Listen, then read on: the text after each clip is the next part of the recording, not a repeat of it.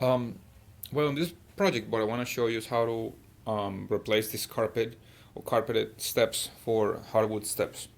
Although there may be some pine steps under, the problem is that they already probably covered with a whole bunch of nail holes and stuff like that because they use a lot of strips like pinching strips or staples to be able to secure the carpet.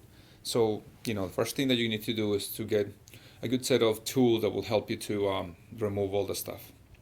The second thing is that you want to make sure that you protect your hands with some gloves because you're gonna be just moving, pulling things out, and more often your hands get involved into rubbing against the rough surfaces. So just let's continue like that. We're gonna start removing all these things. It's gonna be a little bit of work, but it'll be fine. Okay, to apply the stain on the wood, in this case it's oak, I'm gonna have two steps that I normally use. The first step is applying a wood conditioner. This one will help us, open the grain on the wood and have an even um, um, stain applied. Sometimes when you don't use this, some sections are not gonna absorb as much as others, so you're gonna have some blotches here and there. So what you do is that you have to pretty much shake this really well, mix it up really well. And this one is pretty much liquid. If you don't have it, normally some people use distilled water. In this case, I recommend you to use it and not let it dry. So you're gonna see in a moment a small video clip of how I normally apply this material.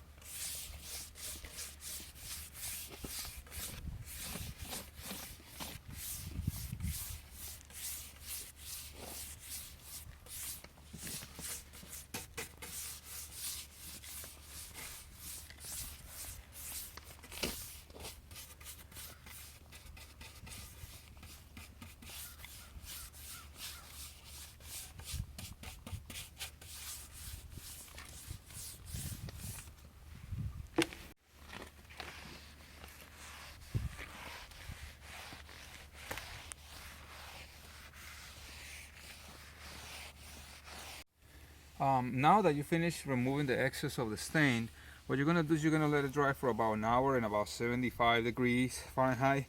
A little more than that, it will dry fairly quick.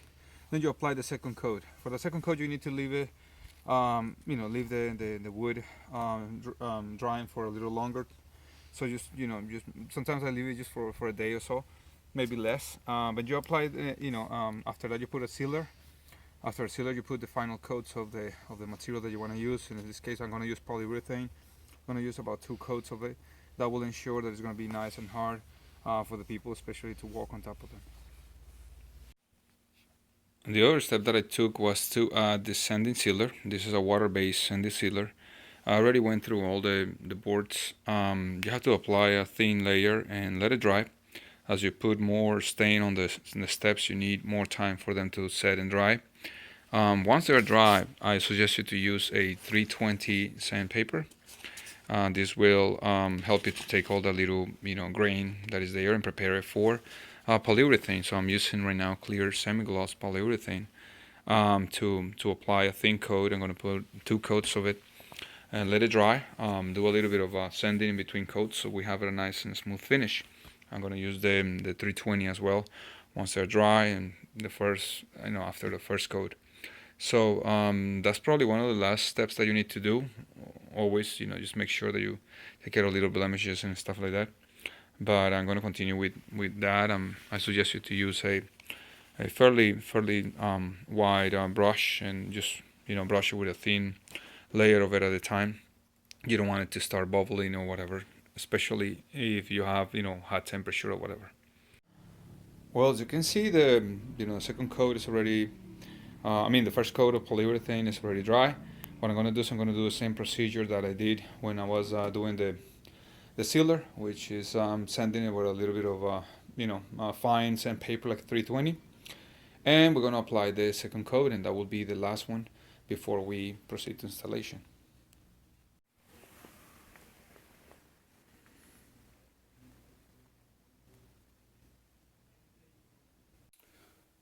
So the next thing that we're gonna do is we're gonna remove these MDF steps. We're gonna take them out. The MDF is the material that they were made with.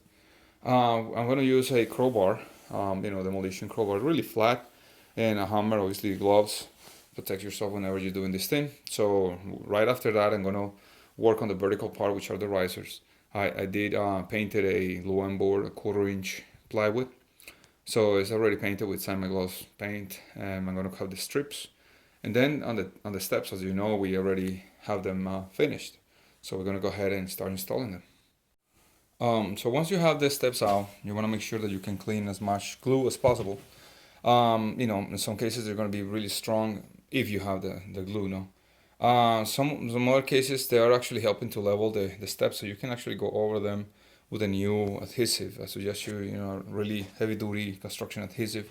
I'm gonna be working at 3 or 4 steps at a time, so I have enough space to walk and do the corrections as I continue.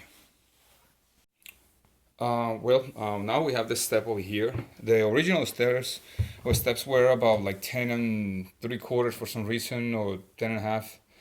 So I brought them all the way to 11, the width of the step, just to give a little more, I will say, walking area, stepping area. And now what I'm gonna do is I'm gonna use liquid nails, or an adhesive, a construction adhesive, to put on the supports and on the riser that is there, and the white riser. So we have strength now to fasten that stuff up. For the risers, I'm going to use a 1/2 inch staple gun, and then for the the steps, I'm going to use a 2.5 inch nail that I'm going to nail on those 3 sections beside the front. So I want to make sure that they are nice and secure. A lot of glue, obviously, and then glue also on the risers. And once you have the first step on, the next thing is to put the riser. Now on testing and trying these risers, these little covers, so we avoid all that mess that is there. I'm going to also use the glue, and I'm going to use the 1/2 inch stapler there, the staple gun. Once you have done that, I used 3 nails over here, 3 on the other side, and 2 on the upper section over here. Later on, I'm going to cover them with a little bit of putty, and just some of the paint. Of the polyurethane, just to to kind of disguise that a little better. But for now, we're gonna just continue doing that repeatedly until we get to the landing section. Is a little different.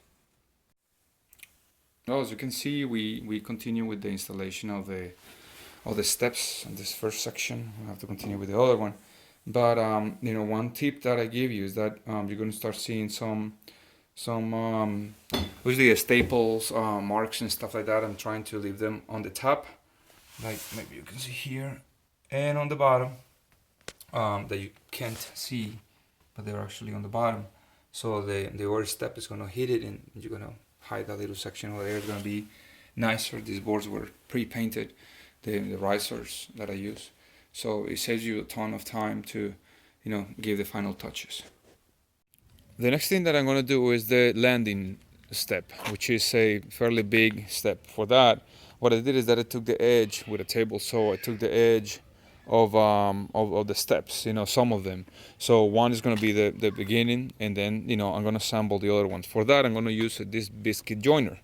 Now, biscuit joiner is a way of putting pieces of wood together without having nails. What happens is that the machine will bring out the blade, and will make an incision on the wood. In this case, I'm going to have 4 incisions in every board that will match up, that will line up. So that way I can put them together with glue and avoiding any type of nails or something on top. I'm not just going to use the nails on the perimeter and some nails here and there, but that's how I'm going to put together a couple of the boards that I have, so it will look a nice seamless step, I will say.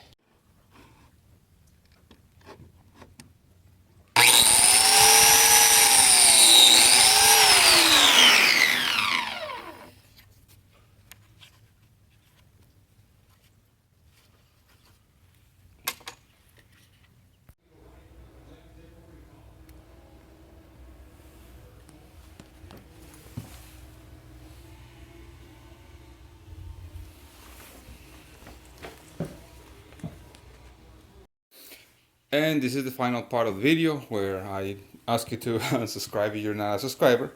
If you are, thank you so much. As you can see, we finished with all the trim and all the stuff around it. We also I have to show you something over here. My intention was to match the color of the floor that is going to be installed over here. And this is the hardwood floor. It's a bamboo floor, but if you notice, it's really close to the color that we stained the steps with. We put a little bit of moldings here and there, just to make sure that everything looks fine. So that's it. Thank you so much. As always, if you have any questions, please let me know. If you, please share it with your friends. If you are a subscriber, as always, I try to bring you new material and new stuff for you to kind of understand how it works. I'll see you in the next one, and thank you again.